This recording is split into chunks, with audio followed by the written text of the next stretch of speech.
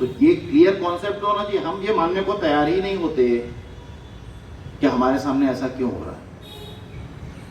सबसे बड़ा हमारे दुखों का कारण ये रहता है कि हम ये मानने को तैयार ही नहीं होते कि हमारे सामने ऐसा क्यों हो रहा है। हम बच्चों के लिए इतना अच्छा कर रहे हैं तो भी बच्चे हमसे क्यों ऐसे ठीक से बात नहीं कर रहे। हम अपने माता पिता का इतना ध्यान रख रहे हैं तो भी वो माता पिता क्यों ऐसे बोलते हैं कि हमारा ध्यान ही नहीं रखते हो। क्या रखते हो, हमारे लिए टाइम ही नहीं निकालते, हम तो बहुत निकालते। अगर कोई चीज का है तो आप अपने आप को इवेल्युएट करो, दूसरे को नहीं। यहाँ यही सिखाता है कर्म ज्ञान की गलती किसी और की नहीं, अगर आपकी है तो करेक्ट करो, अदरवाइज मस्त रहो। दूसरों में गलतियां ढूंढने की कोशिश मत करो। हर आत्मा अलग अलग अपने संस्कारों के साथ आई है, उसके अपने संस्कार और ऋणानुबंध है। कुछ आत्मा को आपसे दुख की ही प्राप्ति होनी है। आप कितना भी अच्छा करोगे तो भी उसको दुख की ही प्राप्ति आपसे होनी है। तो आपका अच्छा भी, अभी किसी को तुम मीठा खिलाओगे, बोले को देखो जानबूझ के चाहती है कि मुझे डायबिटीज हो जाए, कितना बुरा सोचती है। अभी उसको कुछ है नहीं, आप तो इसलिए अच्छे से लेके गए, आप भी सोचोगे यार ये। और अगर एक बार उन्होंने ये बोला कि चाहती है कि डायबिटीज हो जाए, तो अगली बार अगर आप करेले का रस लेके गए, देखो मुझे मार ही डालेगी, कितना कड़वा करेले का रस होता है। आपने सोचा कि यार ऐसा कह रही थी डायबिटीज है, तो अगली बार चलो करेले का रस, ये तू पी, तेरी माँ पिए, तेरा खानदान पिए, मुझे क्यों पिला रही है। अभी आपको लगेगा यार क्या है, क्या करूं क्या।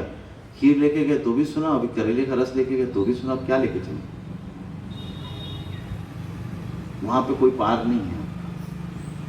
आप अपने आप जो बेस्ट कर रहे हो बस वो बेस्ट करो।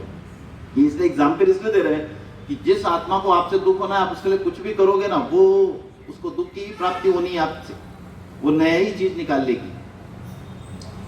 तुमने अगर पोछा लगा के रखा है और कहीं गलती से स्लिप हो गई, तो कहीं गीला भी नहीं था, देखो बहू ने छोड़ दिया गीला, इसे जानबूझ के मुझे गिराने के लिए,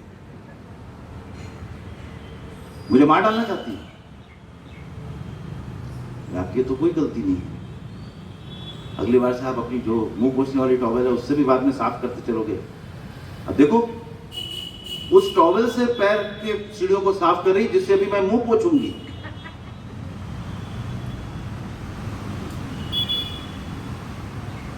ये इसलिए बता रहे हैं कि कई बार हम इसी में उलझे रहते हैं कि हम इस आत्मा को सुख कैसे दे पाए।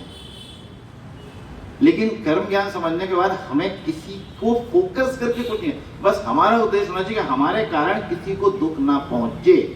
अपना उद्देश्य नहीं होना चाहिए किसी को दुख पहुंचाने का। अपना उद्देश्य किसी को दुख पहुंचाने का नहीं होना चाहिए। बस जहां पे तुम खुद ठीक हो, तुम्हें किसी की बात का फर्क तुम्हारे अंदर नहीं पड़ना चाहिए। यही यहाँ पे ये बताना ये चाह रहे हैं कि कुछ आत्माएं आपको दुख देने के लिए होंगी, कुछ आत्माएं आपको सुख देने के लिए होंगी। तो जब तुम